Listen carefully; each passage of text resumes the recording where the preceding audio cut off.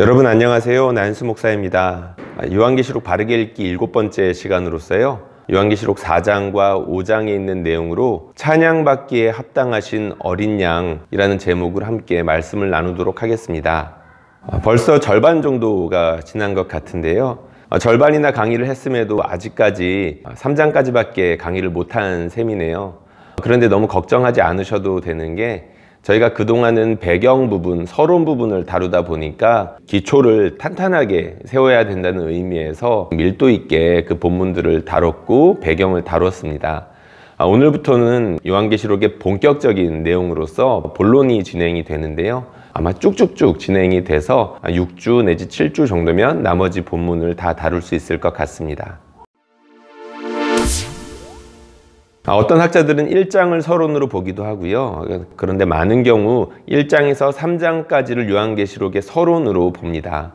4장부터 이어지는 본격적인 환상을 준비하는 배경과 같은 역할을 하기 때문인데요. 실제로 4장에서 5장에는 하나님을 예배하는 영광스러운 환상이 등장을 합니다. 그런데 이것이 그냥 등장하는 게 아니라 배경이라는 것이 있겠죠. 그 배경이라는 것은 다름 아닌 3장까지의 내용을 말하는 것이고요. 3장까지의 내용 중에서도 마지막 부분, 사도 요한이 라오디게아 교회를 향하여서 경고하고 권면했던 내용의 그 마지막 부분을 기억하실 텐데, 그 부분이 4장과 5장을 여는 데 있어서 매우 중요한 역할을 합니다. 우리가 2장과 3장을 다룰 때 첫 번째 부분에서 다루었던 부분인데요, 각 개별 교회에 주신 말씀이기도 하지만 이것은 전체 교회, 보편교회, 모든 하나님의 백성에게 주시는 말씀이기도 하다라고 말씀을 드렸던 것 같아요. 이 7교회 각각의 내용이 어느 구체적인 내용들을 담고 있지만, 동시에 그 구체적인 내용이라는 것이 모든 보편교회들이 동일하게 겪을 수 있는 여러 가지 문제들을 포괄하고 있다는 거죠. 그런 차원에서 요한계시록 3장 마지막 부분에 있는 내용은 라오디게아 교회를 향한 경고이자 권면이기도 하면서, 동시에 7교회, 그리고 그것을 훨씬 넘어서는 보편교회, 하나님의 모든 백성들에게 주시는 하나님의 초대장과도 같다라고 할 수 있을 것 같습니다. 어떤 말씀이 있었나요? 제가 한번 읽어보겠습니다. 볼지어다 내가 문 밖에 서서 두드리노니 누구든지 내 음성을 듣고 문을 열면 내가 그에게로 들어가 그와 더불어 먹고 그는 나와 더불어 먹으리라. 이기는 그에게는 내가 내 보좌에 함께 앉게 하여 주기를, 내가 이기고 아버지 보좌에 함께 앉은 것 같이 하리라. 요한계시록 3장 20절에서 21절까지의 말씀입니다. 이 말씀이 있고 난 뒤에 요한계시록 4장 1절과 2절이 이런 말씀이 있죠. 2일 후에 내가 보니 하늘에 열린 문이 있는데, 내가 들은 바 처음에 내게 말하던 나팔 소리 같은 그 음성이 이르되 이리로 올라오라. 이후에 마땅히 일어날 일들을 내가 내게 보이리라 하시더라. 아멘. 누구든지 내 음성을 듣고 문을 열면 이라고 말씀하셨습니다. 우리가 하나님을 향하여서 문을 열 때에 우리 하나님께서 사도 요한에게 보여주셨던 환상 가운데 일어나는 일들이 어떤 것인지를 보여주시고 그 일 가운데 참여시켜 주신다라는 말이기도 합니다. 물론 문을 연다는 것은 2장에서 3장까지에 있었던 부분, 우리 예수님께서 각 교회를 향하여서 주의하시고 경고하셨던 내용들을 받아들이는 것을 뜻하겠죠. 처음 사랑이 식었던 교회가 있었고요, 우상 숭배와 음란함으로 고생하는 교회들이 있었습니다. 황제 숭배의 강요를 받고 결국에는 순교하는 사람들도 있었고요, 뿐만 아니라 그런 어려움 가운데 타협하고 때로는 배교하면서까지 주님의 복음에서 한 발짝 혹은 주님으로부터 뒤로 물러서는 교회들도 있었던 것 같습니다. 이런 상황들 가운데에서 주님께서 말씀해 주신 그런 잘못된 것들에서 돌이키고 죄를 끊어내는 부분, 바로 거기에 순종하는 것이 문을 여는 것이라고 할 수 있겠죠. 그런 상황 가운데서 우리가 문을 열면 우리 하나님께서 장차 보여주실 이 귀한 내용 가운데 우리를 참여시켜 주실 거다라는 그런 메시지가 4장 1절과 2절과 3절에 있다고 보시면 되는 것입니다. 여러분, 교환에 적어놓은 것처럼 출애굽기에 보면 아론 제사장, 대제사장이었죠. 그가 입었던 옷에는 보석들이 박혀 있었습니다. 우리가 알고 있는 것처럼 그 보석들은 12지파를 표현하는 그런 보석들이었죠. 하나님의 자녀들이었습니다. 보석과 같은 존재들이라는 거겠죠. 그렇다면 우리 하나님은 얼마나 더 빛나는 존재일까요? 그리고 에스겔서 1장에 보면 오늘 요한계시록 우리가 읽고 있는 이 본문의 배경이 되는, 거의 직접적인 배경이 되는 그런 본문이기도 하는데요. 여기에 보면 보석에 대한 내용이 있을 뿐만 아니라 무지개가 나와 있습니다. 무지개 어떤 뜻일까요? 여러분, 우리가 무지개 하면 노아 제일 먼저 기억이 납니다. 하나님께서 심판을 마치신 이후에 더 이상 물로 심판하시지 않겠다는 그런 약속으로 주신 것이 무지개였었습니다. 노아가 선물로 받았던 상징적인 귀한 하나님의 선물이었죠. 무지개는 하나님께서 이 세상을 물로 한번 심판하셨다는 것을 나타내기도 하지만, 그보다 더 중요한 것은 하나님께서 이제는 더 이상 물로 심판하시지 않겠다라는 것을 약속하신 그런 상징과도 같은 선물이었죠. 그러니까 무서우신 하나님이시지만 자비로우신 하나님이시기도 하다라는 것을 보여주는 것이 바로 무지개입니다. 진노 중에도 긍휼을 잃지 마옵소서, 많은 성경 기자들이 썼던 그런 문구인데요. 우리 하나님 그런 분이라는 것을 무지개가 잘 보여준다는 거죠. 우리 사도 요한이 그 보좌에서 무엇을 보았습니까? 그 보좌에 앉으신 분이 보석같이 빛난다는 것을 보았고, 그리고 영광스럽게 그 무지개를 한 것을 보았습니다. 우리 하나님 그렇게 영광스러운 분이시라는 거고요. 심판의 주인이시지만, 주제이시지만 동시에 긍휼을 잃지 않으시는 자비로우신 하나님이라는 것을 이 보석과 무지개를 통해서 나타내고 있는 것이죠. 근데 여기서 우리가 하나 생각해 봐야 되는 중요한 사실이 있습니다. 사도 요한이 보았던 첫 번째 환상이 보좌라고 했는데 왜 하필이면 보좌였을까요? 그것이 바로 2장과 3장에 나오는 중요한 배경, 아니 요한계시록 전체의 배경이라고 할 수 있는 그 당시의 상황이라고 할 수가 있겠죠. 황제 숭배에 대한 강요, 억압, 압박이 점점 심해지는 상황이라고 했었죠. 점점 그것이 국가적으로, 합법적으로 기독교인들을 억압하고 탈취하고 괴롭히는데, 그러한 분위기가 점점 무르익어 가고 있는 상황이라고 했었습니다. 로마 황제의 힘은 더욱더 강력해 보이는, 실제로 그렇게 강해지고 있는 역사적인 순간 가운데 교회가 놓여 있었다는 거죠. 이 세상의 주인이 누구냐? 사람의 시각으로, 세상의 시각으로 보자고 한다면 당연히 로마 황제가 주인이었던 것입니다. 역사 가운데 지금은 미국이라는 나라, 중국이라는 나라가 그렇게 초강대국의 반열에 있지만 기껏해야 100년, 200년 아니겠습니까? 로마는 1000년의 제국이라는 별명이 있을 정도였었습니다. 특히 이 사도 요한이 환상을 받았던 그 시기, 사도 바울과 그 조금 이전으로는 예수님께서 태어나셨던 그 시기, 로마가 지중해 전역을 제패하면서 이 세계의 주인이다라는 것을 온 세계에 본격적으로 알리기 시작했던 그때이기도 하다는 거죠. 바로 그러한 시기에 기독교인들의 생사 여탈권을 로마와 그 로마의 권세자들이 쥐고 있는 것처럼 보이던 그 시기에 진짜 보좌, 이 세상의 주인이 누구인지를 우리 예수님께서 요한에게 눈을 떠서 보게 하여 주셨던 것입니다. 그리고 그 주변에, 보좌의 주변에 몇 가지 것들이 더 있었습니다. 제가 말씀 한번 읽어보겠습니다. 또 보좌에 둘려 24보좌들이 있고 그 보좌들 위에 24장로들이 흰옷을 입고 머리에 금관을 쓰고 앉았더라. 아멘. 보좌가 있는데 그 보좌를 중심으로 해서 24개의 보좌들이 옆에 있는 겁니다. 여기 숫자가 등장했어요. 24라는 숫자. 왜 하필이면 24일까요? 대부분의 주석가들이 여기에 대해서 동의하는 바가 있습니다. 그것은 바로 이 24라는 숫자가 12를 2번 곱한 숫자라는 것입니다.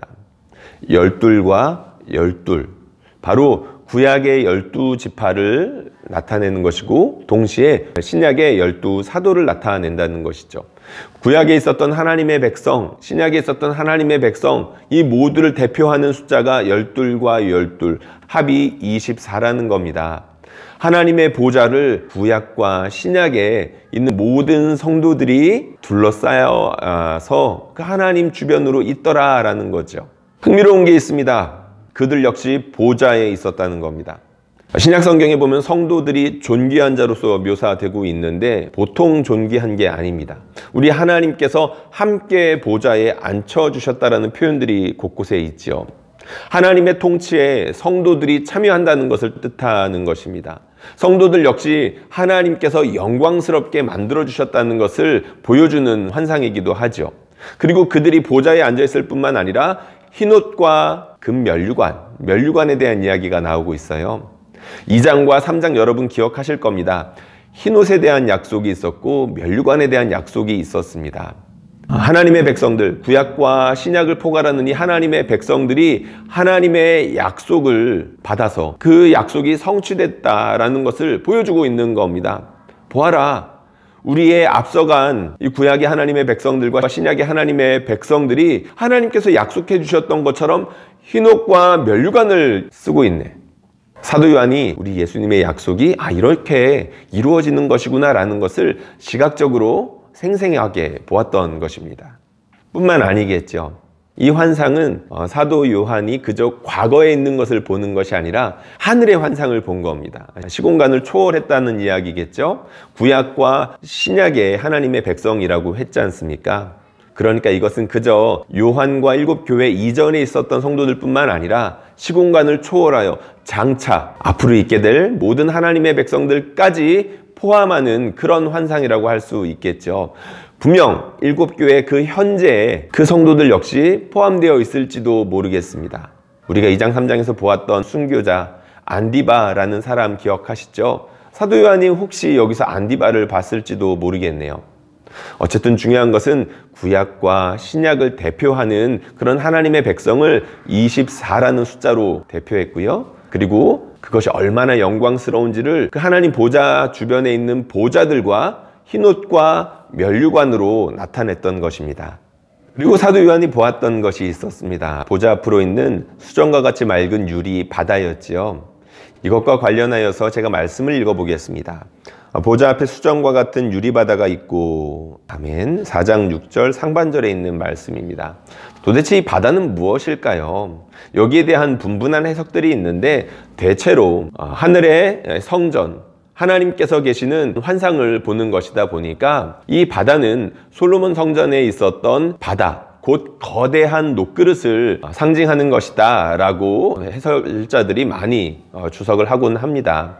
또 다른 해석도 있는데요. 성경에서는 상당히 일관적으로 바다에 대해서 부정적으로 묘사를 합니다. 아마도 고대의 세계관이 반영되었기 때문일 텐데 바다는 짐승이 나오는 것이고 용이 등장하는 곳이기도 하죠. 사람의 목숨을 집어삼키는 그런 무시무시한 공간이기도 했었습니다.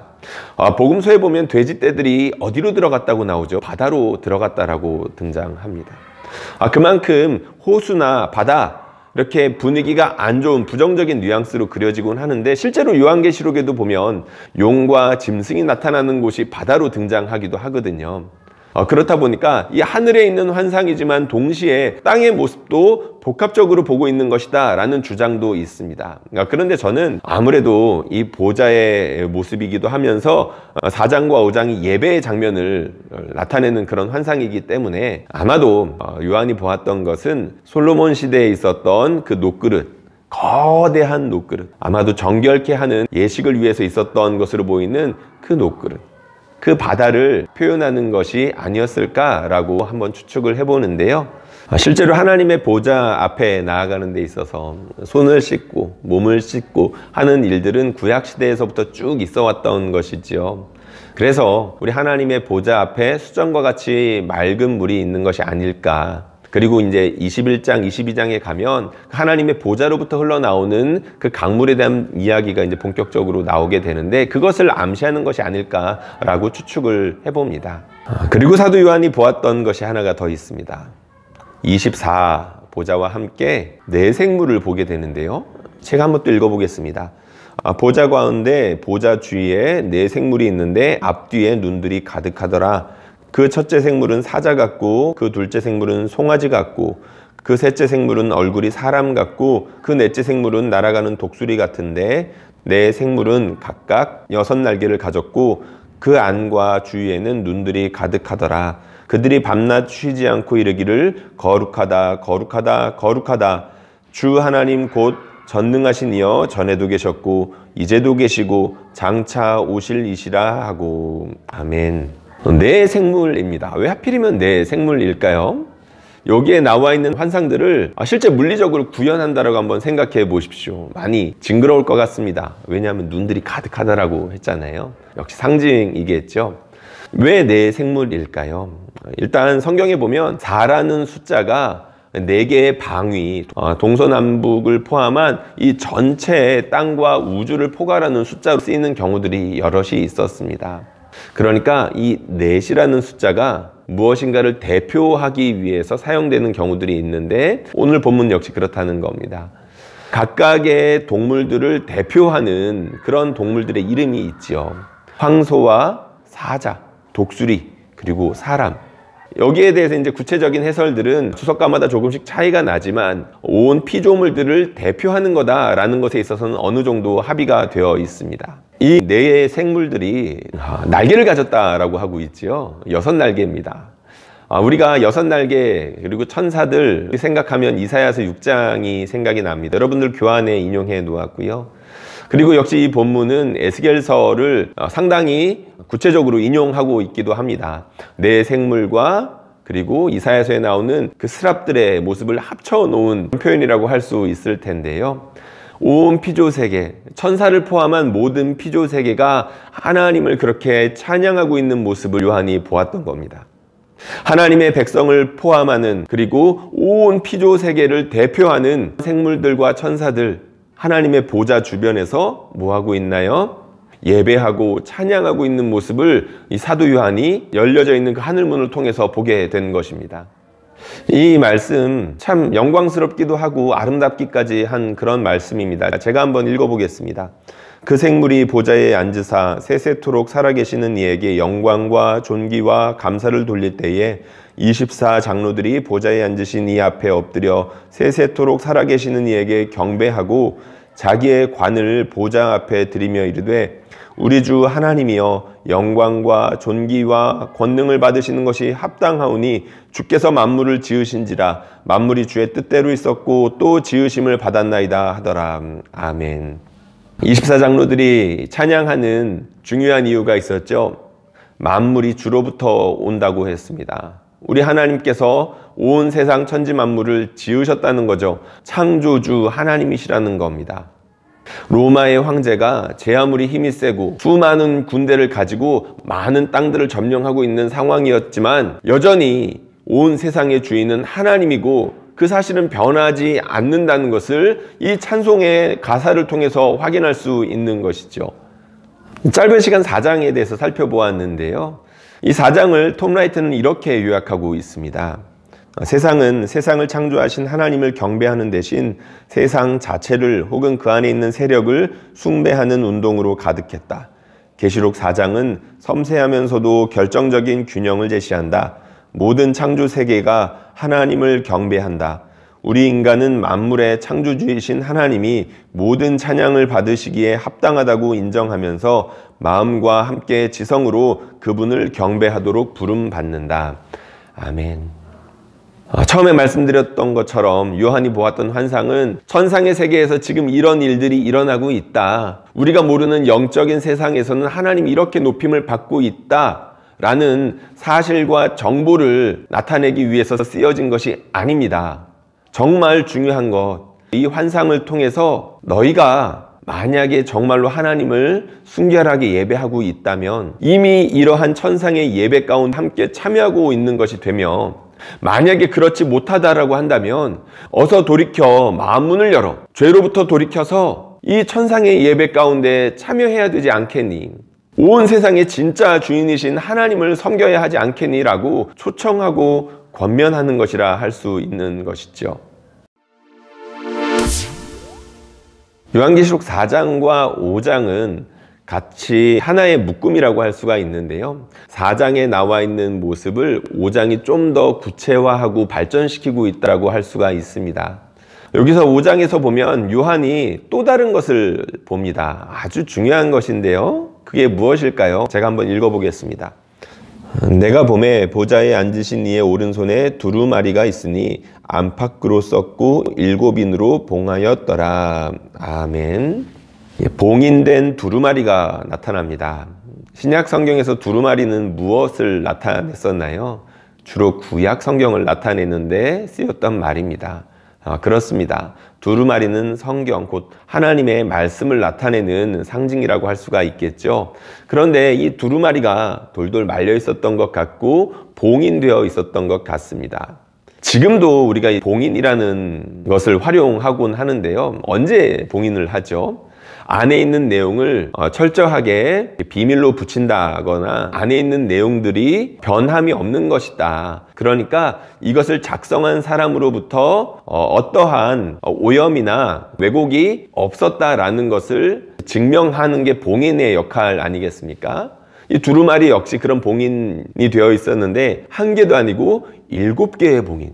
우리 하나님께서 완전하게 온전하게 물샐 틈 없이 하나님의 계획과 하나님의 심판과 하나님의 뜻을 이 두루마리 가운데 적어 놓으셨는데 변개함이 없이 온전하게 실행하실 것이다 라는 것을 이 7봉인으로 철저하게 봉인된 두루마리가 보여주는 것이겠죠. 여러분들 교환에 인용해 놓은 것처럼 구약 성경에 보면 두루마리 혹은 책이 몇 가지 맥락으로 사용이 됩니다. 항상 긍정적으로만 사용되는 건 아니라는 건데요. 가장 유명한 것은 아마도 생명책으로서 하나님께서 구원하시기로 작정한 하나님의 백성들이 기록되어 있는 책으로 쓰이기도 했고요. 반면에 하나님의 무시무시한 심판, 그런 심판을 실행하시는 것이 이 두루마리 혹은 책에 기록되어 있다라고 쓰여 있는 곳도 있습니다. 그러면 요한계시록에서는 어떻게 쓰였을까요? 우리가 이제 6장, 7장, 8장을 넘어가면서 확인해 보겠지만 이 봉인이 하나씩 떼어질 때마다 하나님의 심판이 진행이 되고 그 심판이 진행되는 가운데에서 하나님의 백성들이 보호를 받고 구원을 받는 내용들이 나옵니다. 그런 것들을 보면 이 책에는, 그러니까 7봉인된 두루마리는 하나님의 구원과 심판을 동시에 적어 놓은 책이라고 할 수가 있겠죠. 여기서 우리가 한 가지 좀 더 생각해 봐야 하는 것이 있습니다.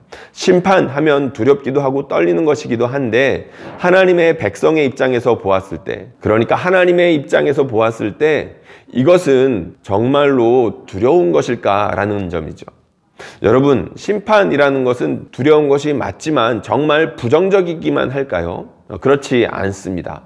하나님을 향하여서 죄를 지었던 사람들, 그리고 이 땅 가운데에서 다른 사람들을 괴롭게 하며 이 세상을 하나님의 원래 지으신 모습에서 더욱더 퇴보시키고 망가뜨렸던 그 모든 죄에 대해서 우리 하나님께서 만약에 내버려 두신다라고 한다면 얼마나 많이 억울한 사람들이 있을까요?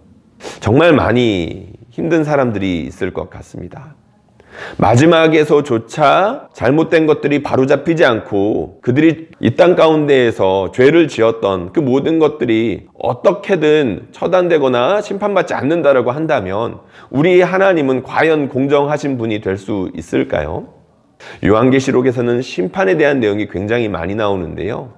하나님은 선하시지만 동시에 의로우신 분, 공의로운 분으로서 이 땅 가운데 죄를 분명하게 다 알고 계시며 거기에 대해서 헤아리고 계시고 마지막에는 그것을 심판하실 분으로서 등장하고 있다. 우리가 이것을 잊어서는 안 됩니다. 두루마리, 구원의 책이면서 동시에 심판의 책이었는데 사도 요한이 지금 그것을 보았습니다. 그리고 여기서 또 흥미로운 배경이 한 가지 더 있는데요. 7봉인이 되어 있는 이 두루마리는 당시, 그러니까 로마 시대의 유언장과도 닮아있다라는 지적입니다. 요한계시록 5장 1, 2절은 로마의 유언장이라는 법적 배경에서 이해해야 한다. 유언장의 내용은 종종 뒷면에 요약해서 기록되기도 한다. 유언장은 증인 7명이 증언하고 봉인한다. 유언한 사람이 죽어야만 유언장은 공개되고 상속과 관련한 법적 약속이 시행된다. 인봉은 부분적으로는 감추는 역할을 할 뿐만 아니라 내부에 있는 내용이 변경되거나 위조될 수 없다는 것을 보증하기도 한다. 인을 떼는 것은 자세한 내용을 충분하게 계시할 뿐만 아니라 그 내용을 시행한다는 의미이기도 하다. 정말 놀라울 정도로 닮아 있습니다. 사도 요한이 보고 있었던 그 환상, 7봉인된 그 두루마리의 환상이 로마의 유언장과 닮아 있다는 거죠. 그러면 어떻게 해석해야 될까요?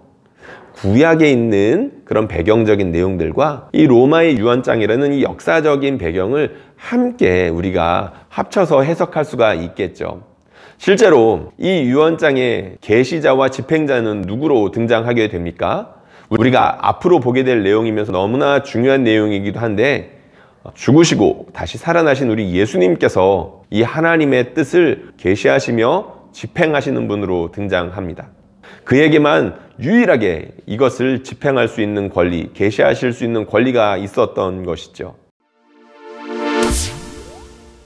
그런데 우리 예수님께서 이 봉인을 떼시기 전 너무나도 중요한 모습이 하나 등장합니다.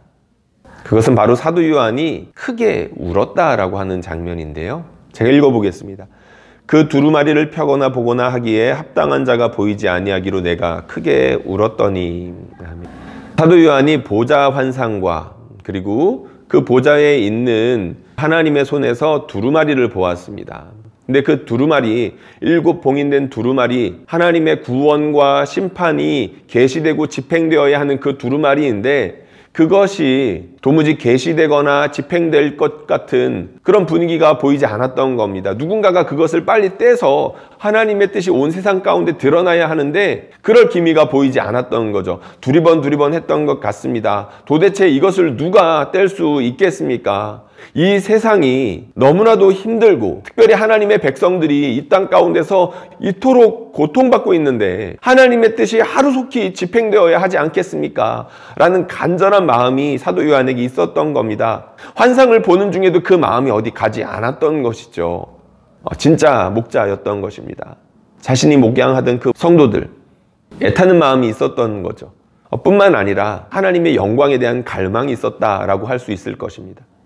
우리 하나님의 뜻이 이 망가진 세상 가운데 하루속히 드러나야 이 부패하고 죄 많은 세상이 다시금 새롭게 창조되고 빚어질 것이며, 잘못된 것들이 바로잡히고 온전히 하나님의 뜻으로 말미암아 하나님의 백성들이 영원토록 아름답게 다시 한번 삶을 누리게 되는 그때가 와야 하는데, 하나님의 뜻이 하루속히 온 세상 가운데 드러나야 하는데 라는 그런 간절한 마음이 있었다는 거죠. 하나님의 뜻에 대한 갈망, 성도들에 대한 안타까운 마음, 이것이 바로 사도 요한을 울게 했던 원인이었던 겁니다. 어떻게 울었나요? 크게 울었다라고 했습니다. 하나님의 뜻이 집행되지 않는 것에 대한 애타는 마음과 성도들의 상황이 나아질 것 같지 않아 보였다는 그런 느낌만으로도 목자는 울었던 것입니다. 바로 그때 장로 중 한 사람이 사도 요한에게 나타나서 이 두루마리를 뗄 사람, 뗄 존재에 대해서 언급해 줍니다. 장로 중 한 사람이 내게 말하되 울지 말라. 유대 지파의 사자 다윗의 뿌리가 이겼으니 그 두루마리와 그 7인을 떼시리라 하더라. 예수님입니다. 그런데 사자로 표현했고 어린 양으로 표현했습니다. 놀라운 묘사입니다. 사자와 어린 양, 도무지 매치가 되지 않는 그런 동물들입니다. 그런데 예수님에게서 이 사자와 어린 양이 하나가 됩니다. 사자와 어린 양 역시 성경에 배경을 두고 있는 상징적인 말이라 할 수 있겠죠. 창세기 49장에 보면 이런 말씀이 있습니다. 유다는 사자 새끼로다. 내 아들아, 너는 움킨 것을 찢고 올라갔도다. 그가 엎드리고 웅크림이 숫사자 같고 암사자 같으니 누가 그를 범할 수 있으랴. 예수님 유다 지파의 후손으로 오셨죠. 유다는 사자 새끼, 숫사자였으며 암사자였습니다. 승리를 나타내는 말이었고 위용을 나타내는 그런 말이기도 했습니다. 유다 자손은 대대로 왕을 하게 될 것이라는 놀라운 약속이 담겨있는 말인데, 왕 중의 왕, 바로 예수 그리스도께서 그 사자의 모습을 완벽하게 구현해낸 바로 그 약속을 성취하신 분이라고 할 수가 있겠죠. 그런데 동시에 예수님은 다윗의 뿌리이기도 했습니다. 이새의 줄기에서 한 싹이 나며 그 뿌리에서 한 가지가 나서 결실할 것이요. 아멘. 이스라엘의 가장 전성기를 이끌었던 다윗 왕 이후에 흩어지고 질이 멸렬했던 이스라엘 가운데 그와 같은 왕이 다시금 등장하게 될 것이다. 이스라엘의 오랜 역사 가운데 있었던 그런 약속이었었습니다. 다윗의 후손 가운데 다윗과 같은 자가 나올 것이다. 이것을 또한 성취하신 분이 예수님이셨죠. 이렇게 유다 지파의 사자이자 다윗의 뿌리인 예수님, 본격적으로 어린 양으로 등장하게 됩니다. 이런 말씀이 있죠. 내가 또 보니 보좌와 내 생물과 장로들 사이에 한 어린 양이 서 있는데 일찍이 죽임을 당한 것 같더라. 그에게 7뿔과 7눈이 있으니 이 눈들은 온 땅에 보내심을 받은 하나님의 7영이더라. 아멘.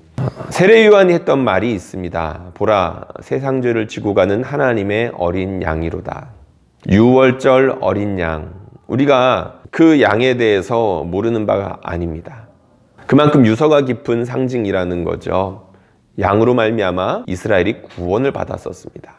그런데 세례 요한은 우리 예수님을 보고 뭐라고 말했나요? 세상 죄를 지고 가는 하나님의 어린 양이라고 했었습니다. 제물로 오셨다는 것이죠. 그런데 사도 요한이 보니 환상 가운데 흥미로운 점이 있습니다. 일찍 죽임을 당하신 그 어린 양이 뿔을 가지고 있고 눈을 가지고 있습니다. 성경에서 뿔은 힘을 상징하기도 하고요, 승리를 나타내기도 합니다. 그냥 어린 양이 아니라는 거죠. 힘과 권세와 승리를 감당하신 바로 예수님을 표현한 것이라 할 수 있겠습니다. 그리고 보면 7눈이 있다라고 했는데 7눈에 대해서는 저희가 지난 시간에 한번 다뤘던 것 같은데요. 이 7눈 혹은 7영과 관련해서는 성전 안에 있던 등잔대 7가지로 이렇게 갈라져 나 있는 그 등잔대를 나타낸다라고 할 수 있겠는데요.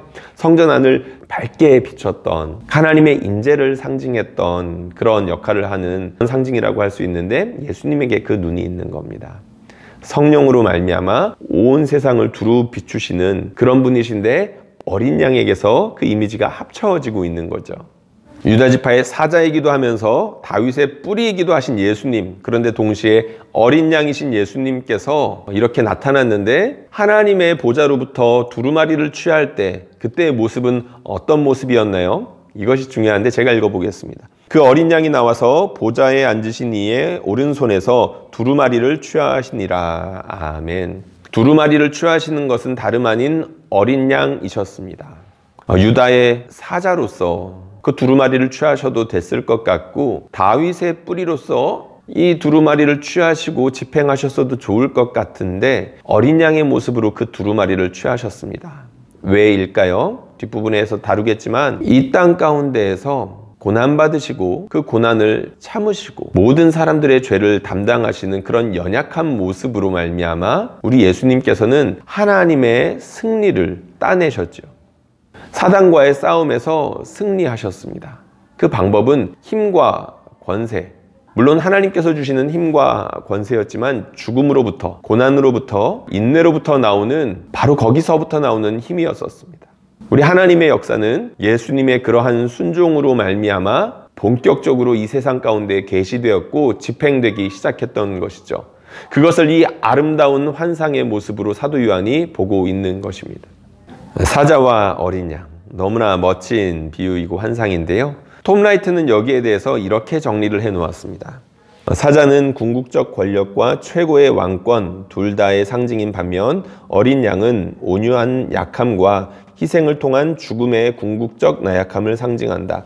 그런데 이 둘이 이제 완전히 또 영원히 하나로 융합된다. 사자가 얻은 승리가 어린 양의 희생을 통해 성취되었음을 이해해야 할 것이다.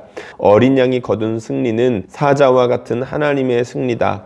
인간이 되심으로 온갖 부패와 죽음의 세력에게 선하고 강력하고 사랑스러운 하나님의 창조 세계를 파괴하고 말소하는 모든 것에게 거둔 승리다. 아멘. 우리 예수님께서 사자와 어린 양으로서 승리하셨다는 것입니다. 사도 요한은 하나님의 보좌와 24보좌 가운데 있는 그 어린 양을 보았고 그 어린 양이 하나님으로부터 두루마리를 취하는 것을 보았습니다. 참으로 아름다운 장면이 펼쳐지는데요. 우리 예수님께서 24장로들과 그 네 생물, 그러니까 하나님의 모든 백성과 모든 피조물들로부터 찬양 받으시는 장면이 나옵니다. 물론 여기에는 우리 예수님께서 왜 그렇게 찬양 받으셔야 하는지에 대한 내용도 함축적으로 나타나 있습니다. 제가 길지만 읽어보겠습니다. 이 말씀 너무나도 좋으니까 한번 같이 읽어보면 좋을 것 같습니다. 읽어보겠습니다. 시작. 그 두루마리를 취하심에 네 생물과 24장로들이 그 어린 양 앞에 엎드려 각각 검은고와 향이 가득한 금대접을 가졌으니 이 향은 성도의 기도들이라. 그들이 새 노래를 불러 이르되 두루마리를 가지시고 그 인봉을 떼기에 합당하시도다. 일찍이 죽임을 당하사 각 족속과 방언과 백성과 나라 가운데서 사람들을 피로 사서 하나님께 드리시고 그들로 우리 하나님 앞에서 나라와 제사장들을 삼으셨으니 그들이 땅에서 왕노릇 하리로다 하더라. 내가 또 보고 들음에 보좌와 생물들과 장로들을 둘러선 많은 천사의 음성이 있으니 그 수가 만만이요 천천이라. 큰 음성으로 이르되 죽임을 당하신 어린 양은 능력과 부와 지혜와 힘과 존귀와 영광과 찬송을 받으시기에 합당하도다 하더라. 내가 또 들으니 하늘 위에와 땅 위에와 땅 아래와 바다 위에와 또 그 가운데 모든 피조물이 이르되 보좌에 앉으신 이와 어린 양에게 찬송과 존귀와 영광과 권능을 세세토록 돌릴지어다 하니 내 생물이 이르되 아멘 하고 장로들은 엎드려 경배하더라. 아멘. 요한계시록 4장에서는 우리 하나님께서 만유의 주인이시다. 그러니까 온 세상의 창조주로서 주인으로서 높임 받으시기에 합당하다라는 내용이 있었다라고 한다면 5장에서는 우리 주 예수 그리스도께서 찬양 받으시는 분이 되십니다. 하나님이시라는 거죠. 성경 전체에서 예배 받으시는 분은 하나님 한 분이신데 예수님께서 그 예배를 받으시는 것입니다. 무엇을 뜻할까요? 우리 예수님께서 이 땅 가운데 사람의 몸을 입으셨고 심지어 그 육체를 입고 죽으시기까지 하셨지만 하나님이셨다는 겁니다. 물론 그것을 부활이 입증하였고 우리 예수 그리스도의 성령으로 말미암아 친히 증거하고 계시죠. 그런데 이렇게 찬양받으시는 장면, 예배받으시는 장면을 통해서 사도 요한이 웅장하게 그려내고 있는 것입니다. 그가 보았던 환상, 우리 예수님께서 온 하늘 가운데에서 모든 하나님의 백성과 수많은 천사들과 모든 피조물들 가운데에서 높임을 받고 계시더라. 성부 하나님과 함께 높임을 받고 계신다라는 이 전율할 수 있을 만큼의 놀라운 장면을 환상으로 보았던 것이죠. 여러분, 제가 배경사에서 다뤘던 부분인 것 같습니다. 당시에, 그러니까 이 편지를 받아보는 7교회의 성도들이 살았던 그 로마 시대에 어떠했습니까? 로마 황제가 찬양받을 순간들이 여러 순간들이 있었는데 대표적으로 전쟁에서 승리했을 때입니다. 다른 나라와 싸워서 이기고 돌아온 것, 기쁘죠? 이겼으니까요. 여러 재물들을 탈취할 수 있고 수많은 노예들을 뺏어올 수 있으니까 얼마나 좋습니까? 부자가 됐으니까요. 그것을 기념하여서 수많은 사람들에게 떡들도 나눠주고 돈도 나눠주고 하면서 황제로서의 기분을 마음껏 냈었고 사람들은 거기에 취해서 황제를 높이고 찬양하고 마치 예배하는 일들이 곳곳에서 있었고 자주 있어 왔었습니다. 그렇게 전쟁을 이겼을 때 기념하는 것도 모자라 지역 곳곳에 로마 황제를 기념할 만한 사당이라고 해야 될까요? 그런 신전들을 만들어서 황제를 높이는 일들을 수시로 하게끔 했었죠. 그런데 거기에는 사람들의 피가 있었습니다. 패한 사람들이 있었고 사람들의 즐거움을 위해서 검투사로 희생되어야 되는 사람들이 있었습니다. 사람들의 욕구를 채워주기 위해서 그 잔인함을 이용하기도 했던 것이고 그 세상이 로마 황제가 찬양받는 그런 배경 가운데 얼마나 끔찍한 일이 있었던 것인지를 그 예배하는 장면, 그러니까 로마 황제가 높임받는 장면에 곳곳에 흐르고 있었던 겁니다. 그런데 우리 예수님은 어떤 분이십니까? 그렇게 다른 사람들을 억압하고 빼앗고 죽이고 그러면서 자신의 힘을 과시하는 분이 아니시죠. 오히려 자기가 죽임을 당했습니다. 그래서 다른 사람을 살리셨죠. 우리 하나님께서 아들이신 우리 예수 그리스도를 자신과 함께 그렇게 높여주셨습니다. 모든 만물들이 주님을 높일 수 있도록, 높이도록 그렇게 해주신 것이죠. 교환에는 2가지 정도로 정리를 해놓았습니다. 우리 예수님께서 죄인을 대신해서 죽으셨기 때문에 찬양받으시는 것이고요. 그렇게 죽으심으로 말미암아 온 세상의 하나님의 백성들을 다시금 창조하시고 그들로 하여금 하나님의 일들을 감당할 수 있게끔 능력과 지혜를 부어주시기 때문에 찬양받으신다라고 정리를 했습니다.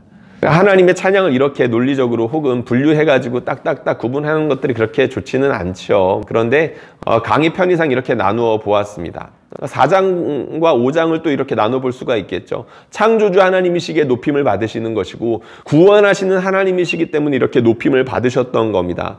그런데 이 찬양의 웅장함이 5장에 가서 더욱더 화려하고 커졌다는 것을 우리가 볼 수 있을 것 같습니다. 왜 그렇습니까? 하나님의 사랑과 그 능력이 창조의 때도 놀랍게 드러났지만 우리 그리스도를 통해서 드러난 것이 훨씬 더 크고 웅장하고 놀랍기 때문이겠죠. 4장과 5장에 대해서 간략하게 좀 살펴보았습니다. 결론 부분인데요. 제가 읽어보겠습니다.